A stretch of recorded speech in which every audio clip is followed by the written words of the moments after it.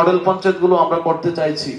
আমরা শুধু infrastructural development নয়, আমাদের যে পরিষেবাগুলো সেই পরিষেবাগুলো যাতে জাস্টিফিকেশনের মাধ্যমে সঠিক পর্যায়ে তৃণমূল স্তরে প্রত্যেকটা অন্তিম ব্যক্তির কাছে পৌঁছায়, সেটা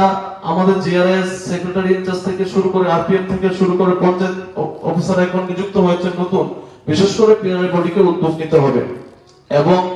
প্রত্যেকটা পঞ্চায়েতের সামনে বিশেষ করে যে পঞ্চায়েত